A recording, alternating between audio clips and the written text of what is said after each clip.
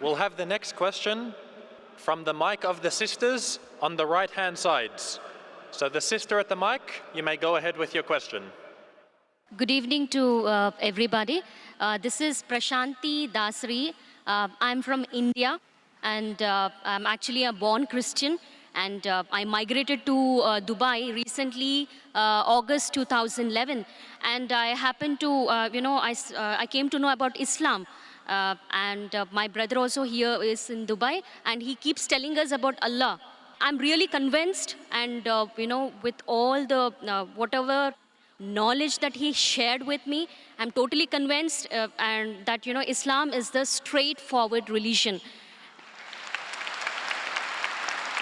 And Allah is Alpha, He's Omega, He's the beginning and He's last. We cannot see sun more than 10 minutes. So how can we see a creator? So I'm totally convinced, but there are some questions, that we have doubts, because since I'm a born Christian, I have 4 questions, total 4 questions to Brother Zakir Naik. The first question is, brother, I've been listening to your videos, in YouTube, that you were talking about the Holy Spirit, and you specifically mentioned that Holy Spirit exists. So I just wanted to know, is Holy Spirit there in Islam according to Quran? And also there is a verse in Old Testament Bible that the Spirit of God is hovering over the waters. Spirit of God. So is Holy Spirit a separate from Allah? This is my question. Sisters asked 2 questions. Question number 1 is that there is Holy Spirit. What is the meaning and who is this Holy Spirit as per the Quran, as per Islam, as compared to Christianity? And the Bible does say that the Spirit of God hovers above the water. What does it mean? Is the Holy Spirit separate than God? Sister, I've asked 2 questions. If I answer these 2 questions, will you accept Islam? I have totally 4 questions. So okay, so you want me to answer the first 2 and then you'll ask the next 2 questions? No, yeah, absolutely. I'm 70%, I'm convinced, whatever knowledge that my brother shared with me, and I've been watching your videos, I'm 70% convinced. I'm being very honest and very transparent. So inshallah, if the 4 questions are answered, yes, if you're convinced, 100% will accept Islam. Inshallah, I will accept Islam.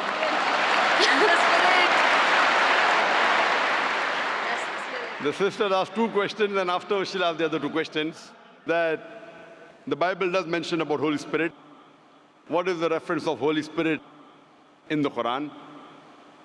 What the definition of Holy Spirit, it is not the same as mentioned in Islam, because when the Christians, when they talk about the Holy Spirit, they assume it is part of the Trinity, the triune God, though the word Trinity doesn't exist in the Bible, nowhere. The Father, the Son, and the Holy Spirit. When they say Father, they think about Almighty God, like a Santa Claus sitting in the heavens with the earth at the footstool. When they talk about the Son, they think about Jesus Christ, peace be upon him, like Jeffrey Hunter in the movie King of Kings, with blue eyes and good nose, not a polyp nose like a Jew. When they talk about the Holy Spirit, they think about dove that came in Pentecost, or when Jesus Christ was being baptized. What is the Spirit that's mentioned in the Quran? What I believe is Quran talks about Archangel Gabriel. You are one of the angels sent by Allah subhanahu wa ta'ala, and one of his roles was to get the revelation to Muhammad sallallahu alaihi wasallam. And many other roles he has got. So we believe in the Archangel. So like that, if you say that there is a Spirit, we have no problem. But he's not part of the triune God. And both are separate. The angel, the Archangel Gabriel is separate than Allah subhanahu wa ta'ala. And the Spirit even mentioned in the Bible is separate than Allah subhanahu wa ta'ala. They aren't joined. This is the teaching of the church. Because the word Trinity doesn't exist anywhere in the Bible. But if you read the Quran, the Trinity is mentioned twice in the Quran. In Surah Nisa, chapter number 4, verse number 171, where it says, وَلَا تَقُولُوا ثَلَاثَةً. Don't say Trinity. إِن تَوْ خَيْرٌ لَكُمْ. This has stopped, it's better for you. So Quran says, وَلَا تَقُولُوا ثَلَاثَةً, don't say Trinity. And the same message is repeated in Surah Ma'idah, chapter number 5, verse number 73. It says, لَقَدْ كَفْرَ الَّذِينَ قَالُوا, they are doing kufr, those who say that God is three in one. So the word Trinity appears in the Quran twice, and both the places it says it is wrong to use the word Trinity. And in the Quran, it is mentioned that don't say Trinity, but the word Trinity doesn't exist in the Bible. The closest verse to Trinity in the Bible is the first epistle of John, chapter number 5, verse number 7, which says, for there are three that bear record in heaven, the Father, the Son, and the Holy Spirit. And these three are one. So this verse, if you read the Revised Standard Version of the Bible, revised by Thaidu scholars of the highest eminence, Christian scholars, they say that this verse of first epistle of John, chapter number 5, verse number 7, is an interpolation, is a fabrication, is a concoction, and they've thrown this verse out of the Bible. So the verse in the Bible that was not talking directly about Trinity, but the closest to Trinity, is thrown out by the scholars of Christianity as a fabrication, as a concoction. So but naturally the Spirit and Almighty God, they're two different entities. They're not the same. And in the Quran it talks about Archangel Gabriel. He is the angel of Allah subhanahu wa ta'ala. Hope that answers the question, sister. Yes, brother. I would like to know your other two questions. Yeah, my third question is, which is related to Holy Spirit only. All the prophets, all the man of God, like Prophet Abraham, Prophet Isaac, and Prophet Moses, peace be upon them, all the prophets, they used to intercede with Allah. They used to interact with Allah. So to interact with Allah, because they are all the chosen ones, they must be gifted by some strength. It might be the grace of God. So it is a power. There is that some power so that they are able to interact with Allah. So what is that power? So what is my understanding? I mean, what was my understanding all these days was, with the help of Holy Spirit, all the prophets were interceding with Allah. Is that true? Sister asked the question that the messengers of Allah subhanahu wa ta'ala intercede with Almighty God. Then she said interaction with Almighty God. Sister, the English word intercede and interaction are two different things. So is your question intercede or interaction? Intercedes. Intercede means that someone intercedes on somebody else's behalf. Someone intercedes on somebody else's behalf. Now this you have to realize that when you speak to Allah subhanahu wa ta'ala does not need anyone to intercede. The Quran says in Surah Ghafir, chapter number 40, verse number 60, you ask me and I will answer your prayer. Allah subhanahu wa ta'ala does not require anyone to intercede with him. Why? And people give the example that, when you go in a court of law, when you're presenting your case to the judge, you hire lawyers. So like that, the messengers of God are our lawyers.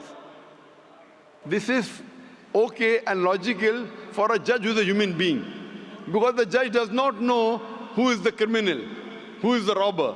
So the lawyer helps the judge to understand who is a criminal, who is a robber, who is not. But Allah subhanahu wa ta'ala has ilm-e-ghaib. He does not require anyone to prove to him who is good, who is bad. So it is wrong to say intercede. Yes, someone can pray. A messenger can pray for other human beings.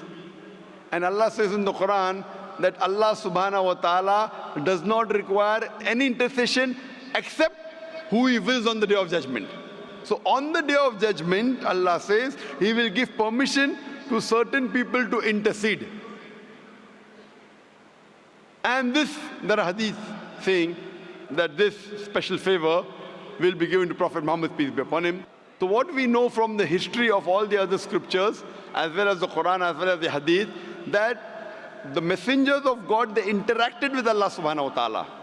They prayed for others. But if we use the Prophet to intercede, that means if I pray that if I go through this Prophet, following the commandments of Prophet is good. But if I pray to somebody else besides Allah subhanahu wa ta'ala, that's what many of the human beings do. They pray to human beings saying they are closer to Almighty God. So if we pray through Him, God will accept our prayer faster and better. This is wrong. We have to pray to Allah subhanahu wa ta'ala directly. These prophets of God, they are messengers. Yes, they have special powers. They have special powers. They can speak to Allah subhanahu wa ta'ala. And Allah subhanahu wa ta'ala chooses certain men amongst men, chooses certain men to communicate His message to the other human beings. These chosen people of Almighty God, we call as prophets or we call as messengers of God. So Allah subhanahu wa ta'ala selects certain human beings in the world to communicate His message to the other human beings. These are called as messengers of God. So there is communication between the messenger and Allah subhanahu wa ta'ala. But that does not mean that human beings can use these messengers to intercede. That if they pray to these messengers, Almighty God will listen to us. This is the teaching of the church. That you believe in Jesus Christ, peace be upon Him, and all your sins will be forgiven. This concept doesn't exist in Islam and doesn't exist even in true Christianity. It is the teaching of the church, sister. Hope that answers the question. Yeah, my final question is, in New Testament, in one book of Acts, Paul mentioned about tongues. What do you say about tongues in New Testament? According to Islam, is that it's totally eliminated, it's not there, or the gift of tongues existed at that time?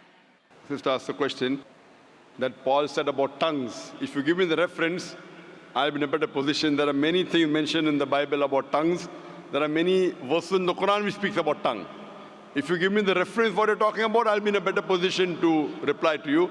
But generally, there are many statements in the Bible talking about tongues. And also says, if you read the Gospel of Mark, it says that anyone who is a believer, he will be able to understand foreign tongues and speak foreign tongues. That means if you are a believer in God, then you can understand foreign languages and you can speak foreign languages. So that's what I did when I had a debate with Dr. William Campbell. I gave him a 100-rupee note.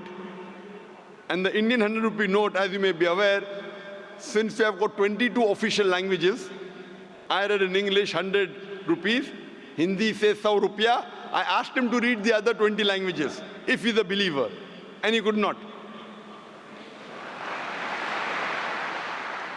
There are many references in the Quran talking about tongues.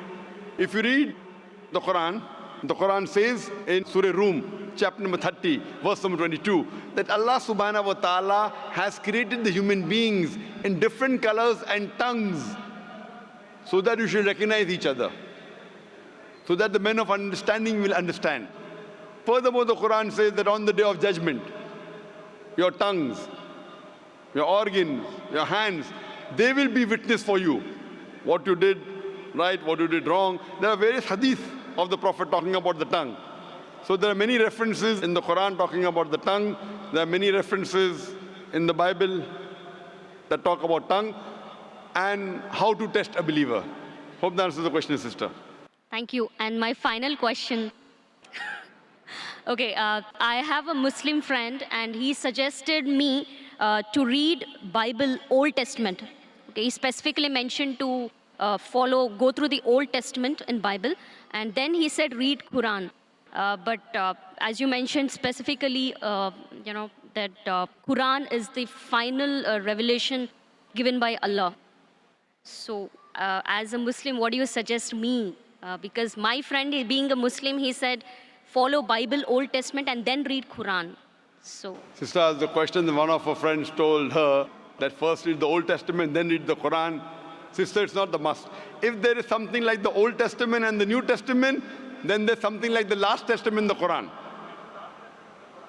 So when the Christians say Old and New Testament, this is the last and final testament of Allah subhanahu wa ta'ala. Now, I am asking you the question. Suppose you have different versions and editions of a book. For example, you have gone to a medical college. Other than a medical college, Professor Keith Moore wrote some books. And his book had first edition, second edition, third edition. So would you read the first edition or the latest edition? Of course. I'll go for the latest. Latest, correct. Yes, if you really love the first edition, you know, I'm a fan of the first edition, then I said, no problem, read the first edition, then read the last edition. So if you're so much hooked on to the Old Testament, and you know your Old Testament is close to your heart, then the Quran says in Surah Imran chapter 3 verse 64, Ta'alaw ila kalimatin sawaim baina bainakum. Come to common terms as been assigned you. Then I would say that if you're so much hooked on to the Old Testament, no problem, read the Old Testament, then read the Quran, at least agree what is common. And when we read the Old Testament, New Testament and the Quran, we come to know that the thing that is common in these scriptures is that there's one God and He deserves to be worshipped. He has got no image, He is not begotten. It further says that Jesus Christ, peace be upon him, is not God. And both the scriptures say that the last and final messenger is Prophet Muhammad, peace be upon him. So sister, now are you prepared to accept Islam? Of course, yes.